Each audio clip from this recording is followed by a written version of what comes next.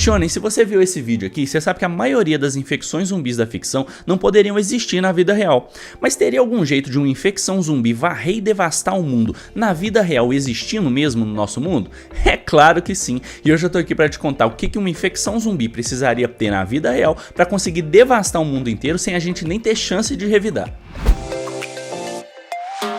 Fala Shonen, tudo bem com você? Meu nome é João Pedro Castelão, eu sou aluno de Medicina e eu faço parte do programa MAPS Interligas, que é Medicina Avançada na Prática do Esporte. Hoje eu tô aqui para te contar o que uma infecção zumbi precisaria ter no mundo real para realmente devastar o mundo inteiro. Antes disso, vamos recapitular rapidinho o que é uma infecção zumbi. Uma infecção zumbi ocorre quando um agente patogênico, geralmente um vírus, ou no caso de The Last of Us, um fungo, infecta um ser humano e altera seu comportamento para que ele fique agressivo, animalesco e passe a ter uma fome voraz por carne humana.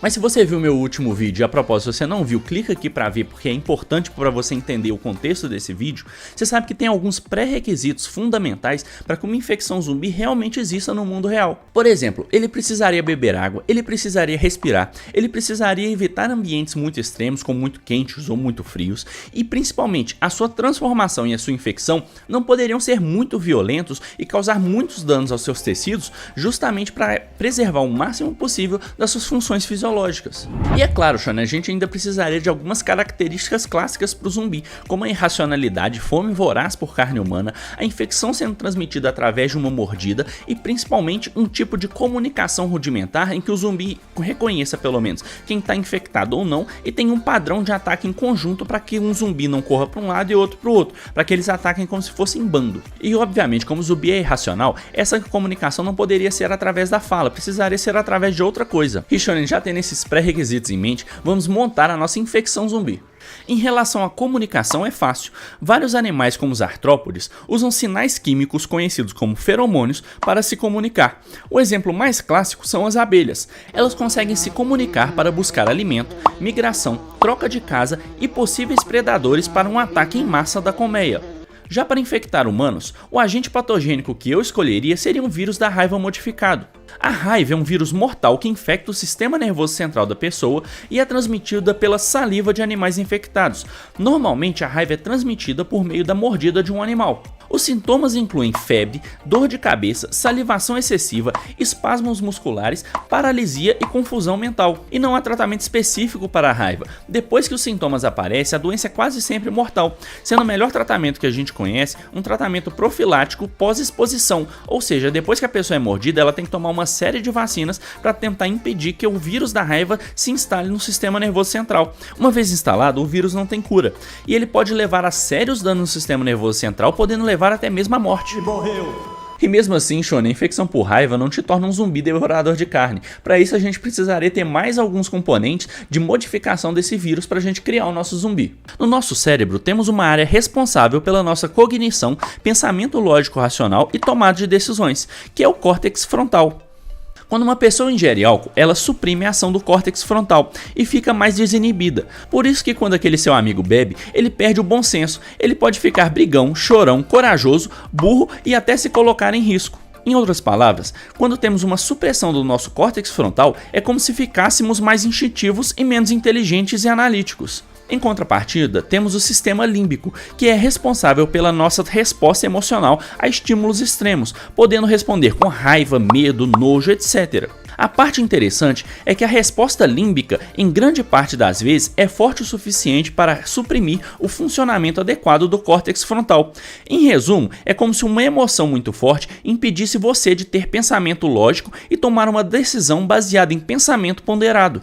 Então a gente já tem uma receita para a nossa epidemia. Já temos um vírus capaz de infectar o sistema nervoso central e já temos um caminho para tornar a pessoa mais irracional, que é uma hipertrofia do sistema límbico suprimindo seu córtex frontal. Mas mesmo assim, para tornar essa infecção em uma epidemia mortal, nós precisaremos adicionar outros ingredientes, como por exemplo o instinto de perpetuação da espécie. O zumbi basicamente não conseguiria se controlar ao ver um ser humano não infectado e correria o máximo possível atrás dele para infectá-lo com uma mordida. E é claro, alguns instintos básicos que eu falei no outro vídeo ajudariam pra caramba, como o instinto de autopreservação em relação a, por exemplo, climas muito quentes ou muito frios, ou buscar água e comida quando ele não estiver caçando seres humanos e não tiver seres humanos por perto.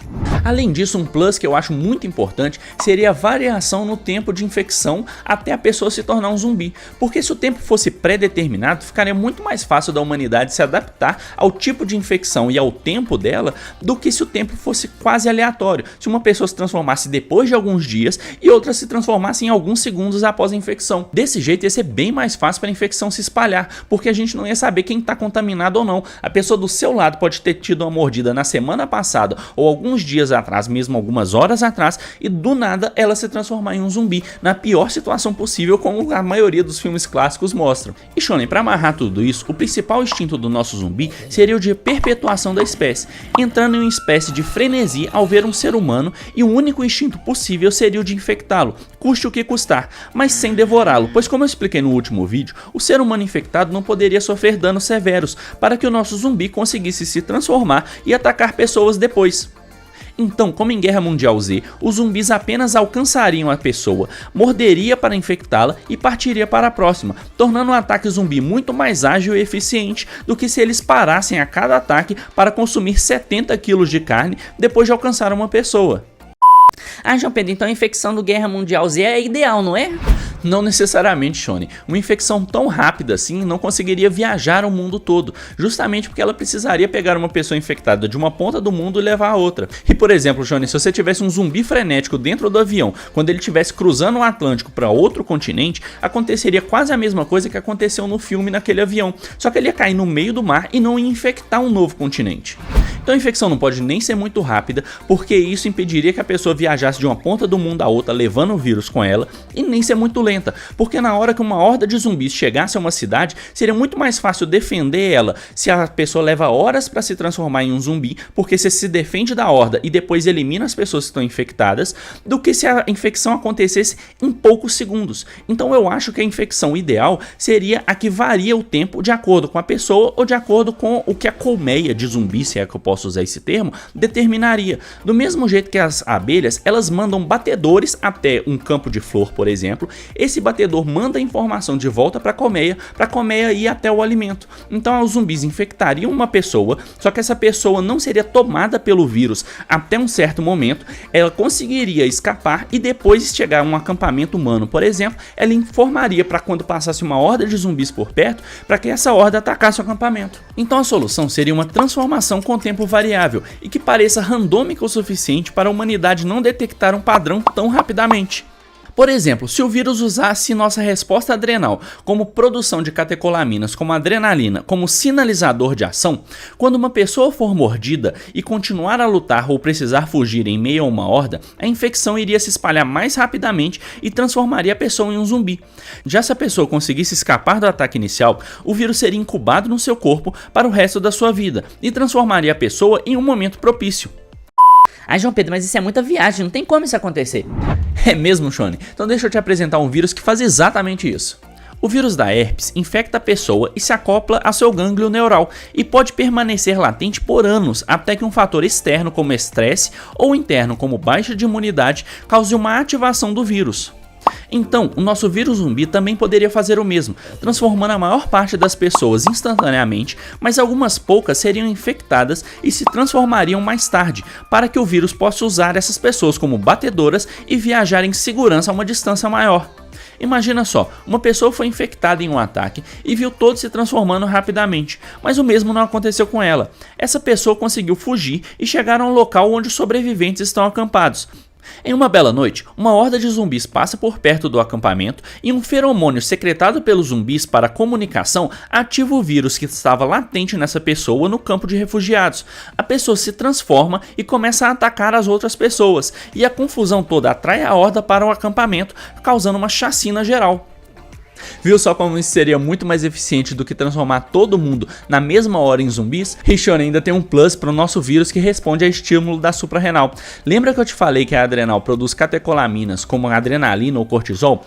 Esses hormônios estimulam muito a ação do sistema límbico. E lembra que eu te falei no início do vídeo que a ação do sistema límbico suprime o córtex frontal de funcionar? Pois é, tudo ia trabalhar em sinergia. Na hora que uma horda zumbi passasse por perto, o feromônio ia ativar o vírus zumbi na pessoa pessoa, fazendo ela ter um surto de catecolamina no corpo e produção de adrenalina. Na hora que isso acontecesse, seu sistema límbico ia ficar super estimulado e essa estimulação suprimiria a ação do córtex frontal, fazendo com que a pessoa ficasse mais irracional e se transformasse em um zumbi. E na hora que ele começasse a se transformar e atacar outras pessoas, o feromônio indicado por ele de ataque poderia atrair o resto da horda para atacar o acampamento todos em conjunto. E é claro, esse estímulo adrenal poderia ser despertado por qualquer outra coisa, como por exemplo, reação de luta ou fuga, medo e uma coisa que vai causar pesadelo em muita gente, até mesmo o próprio sexo. Imagina só você tá namorando e do nada a pessoa vira um zumbi devorador de carne. Que nojo. De nada pelos pesadelos.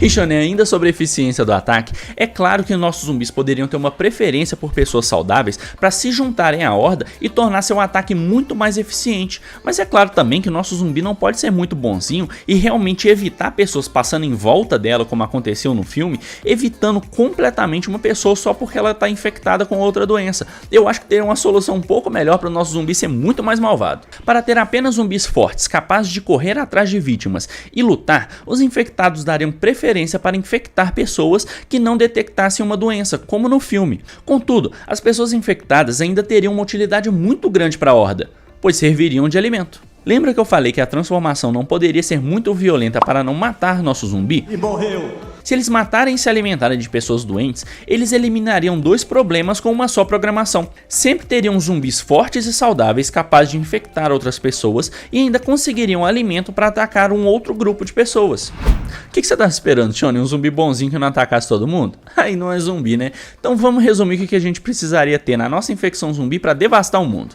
Nosso vírus zumbi seria um vírus da raiva modificado que conseguisse infectar o sistema límbico da pessoa e suprimir o córtex frontal, causando instintos canibais de propagação do vírus de maneira incontrolável. Ele poderia ficar incubado em algumas pessoas até ter um ambiente adequado para emergir, mas na maioria dos casos ele se transformaria rapidamente. Zumbis conseguiriam reconhecer uns aos outros, os infectados, e ainda ter uma boa coordenação de bando através de feromônios secretados. Eles infectariam preferencialmente pessoas saudáveis para se juntarem à horda e se alimentariam das pessoas doentes, mas ainda preservariam instintos básicos como de beber água e evitar ambientes hostis ou mudança de tempo, como tempestades, climas muito quentes, etc.